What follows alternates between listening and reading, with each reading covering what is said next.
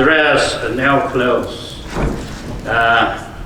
dear members of the staff of Cyprus Mail, let me congratulate you on this occasion, on the 75th anniversary of your paper.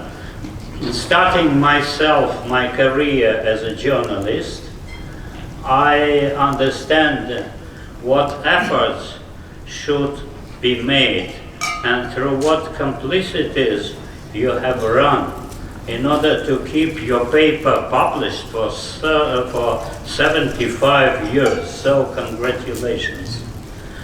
And you really brought a very prominent and interesting team of speakers here. So let me try to make my speech also.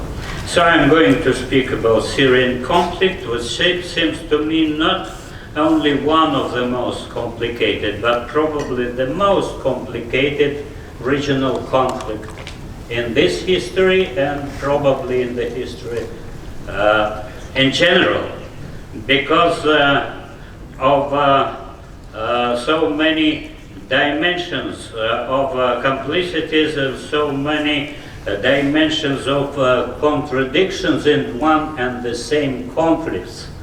To make it clear, I sometimes describe this conflict as a mathematical task, how to bring a wolf, a goat, and a cabbage to the other side of Euphrates River.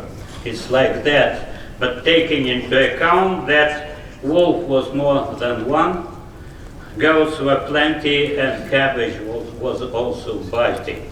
So it was like that, but now we see that conflict at least is coming to much more clearness. For instance, I know that we in Russia, we undertook many efforts to bring Damascus and the Syrian Kurds together in more and more mutual understanding of how to make a deal between them, at least for the last 4 years. And we were trying to convince the Kurds, for instance, that Trump was very serious on his desire to withdraw from Syria. And they couldn't realize and understand that at the beginning. But now it is quite evident as to American return to oil fields that seem that have more relations to American domestic agenda than to Syria, actually.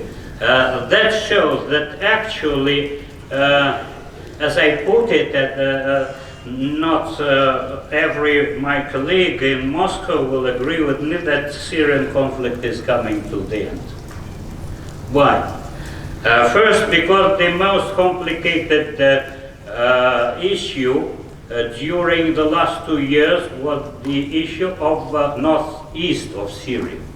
Now it is close to resolution. Although there are complicities still between Damascus and Syrian Kurds, but they have started to pass through a right road, after my mind. So that is number one. After it, all the other issues in Syria will be marginal, even including Idlib. Why? The matter of Idlib is less complicated. We are quite convinced that the Syrian government has no desire to make a direct attack on the city of Idlib. They need to first to clear up a road to Aleppo and the suburbs of Aleppo, number one, and number two, to clear up the northern part of Latakia, coming to Jisr al-Shuur. After that, this terrorist enclave will be locked, and that will be a headache to Turkey more than to Syria after that. And it will long some period of time, but it's not a big problem actually. If you compare it with Northeast. So then what are the way of peaceful resolution of Syrian conflict after that? Me personally, I am convinced that if we compare, for instance, Geneva and Astana, for the time being, I don't see much prospect in Geneva talks, being rather skeptical to that. Why? Because,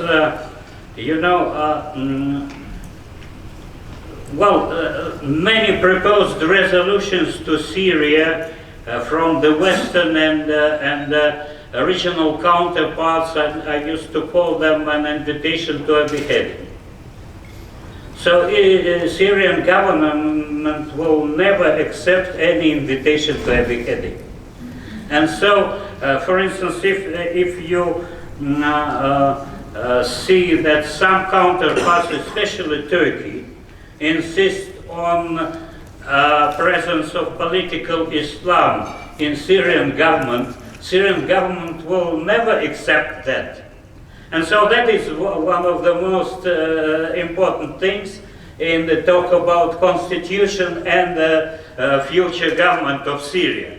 In Astana it seems to be a little bit more easier. Why? Because actually the three parts having relations to what is happening in Syria, I mean Russia, Iran and Turkey, have some positive traditions of how to serve the conflict, whatever the contradictions between them were and are, especially between Russia and Iran on the one side and Turkey on the other side. Actually it was clearly shown, but what happened in Sochi between Putin and Erdogan. It was a solution that can be characterized that no one is happy but all are satisfied. Okay, you said, because of course Syrian government cannot be happy about occupation of Syrian lands still going on. Okay, Kurds cannot be happy because their project has failed to some extent, and Erdogan was not happy because what he planned also he failed in that. But at the same time satisfied. Why? Because, for instance, Turkey was insisting on its security on the borders. It is guaranteed by Russian military police there. Okay, so they cannot say about any clashes with Kurds, for example, because of the presence of joint patrols between Turkey and Russia. And if they say that they want more kilometers than 10, for example 35 kilometers, let them deal directly with the Syrian government about that, because it's a Syrian land after all. So for Syrian government it's not a very bad deal, because it had a chance to control its frontiers up to the borderline with Iraq, which could not happen if not this agreement actually. Could not happen for a long period of time after that. Then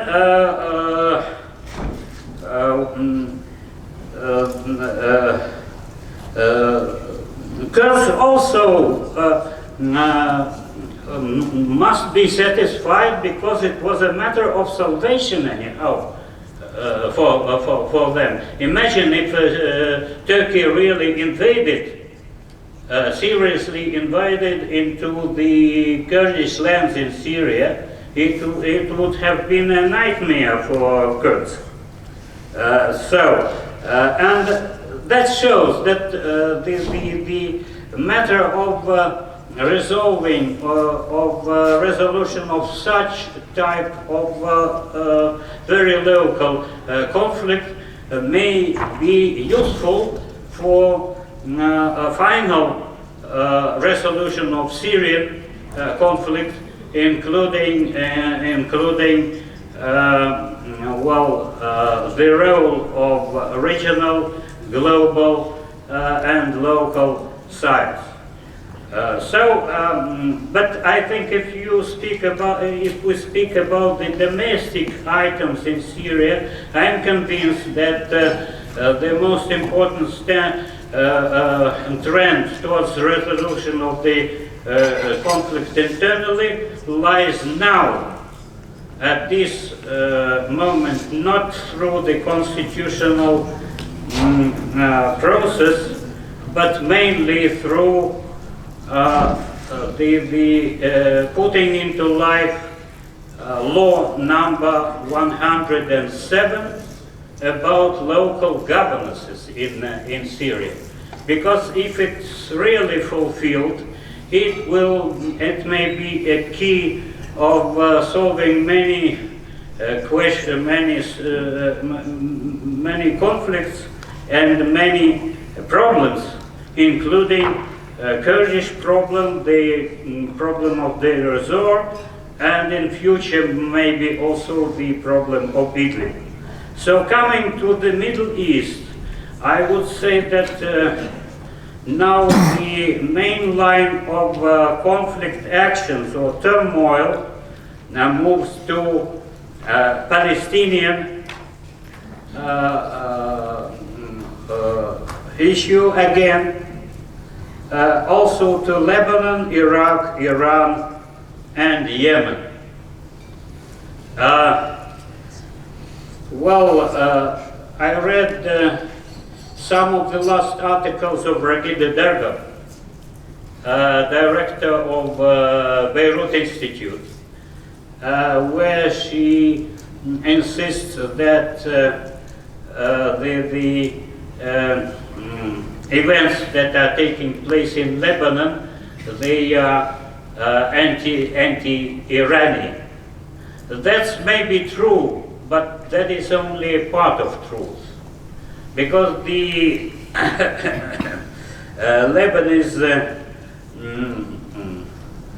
Lebanese society, including civil society, political class, has so many complicities and divisions, which is not new for Lebanese society.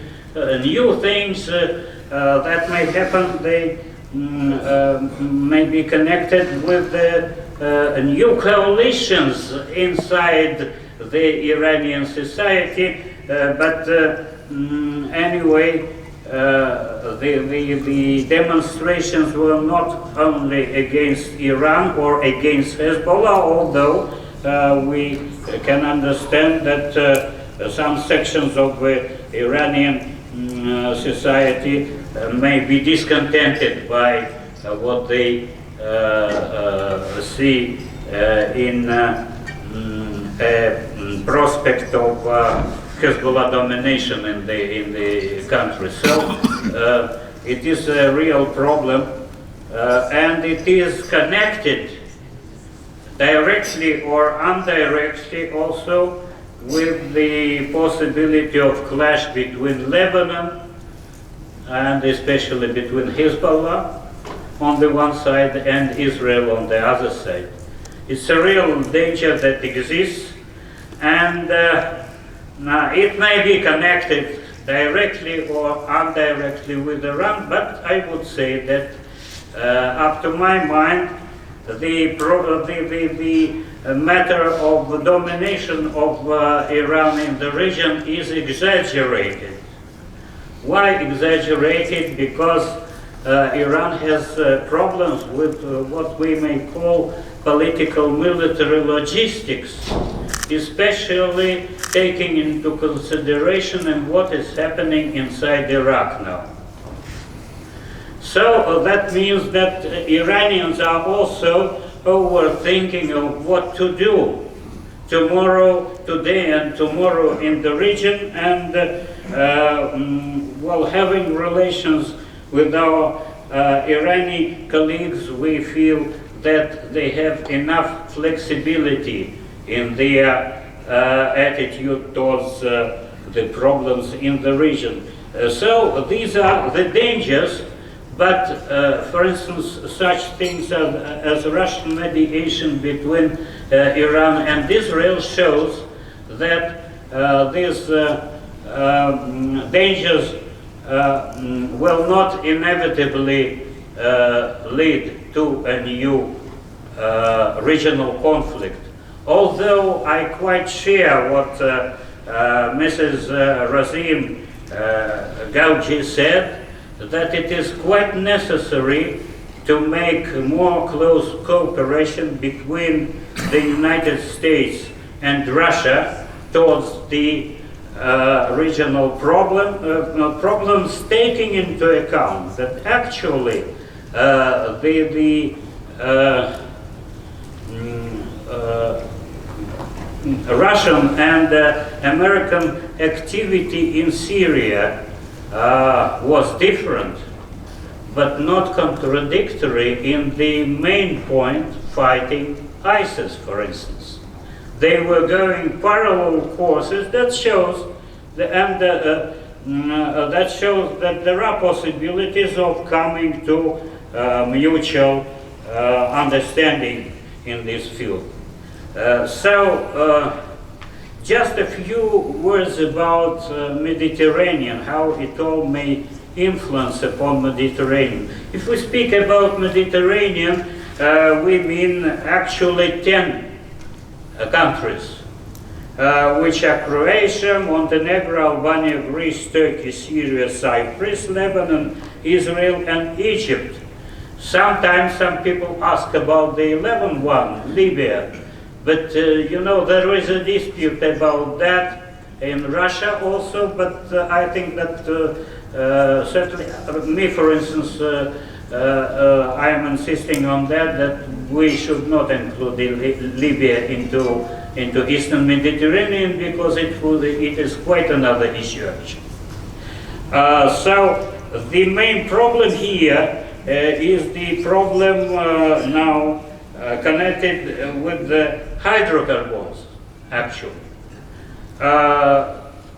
You know that almost all the countries have hydrocarbons, especially gas and probably oil. And I should add to these countries also one country, that is Syria, because we have prospects of hydrocarbons on near the Syrian coast. So what does it mean? That these contradictions should be solved, and there should be undertaken efforts without any postponement in that, because we shouldn't wait until conflict comes to its top. Thank you.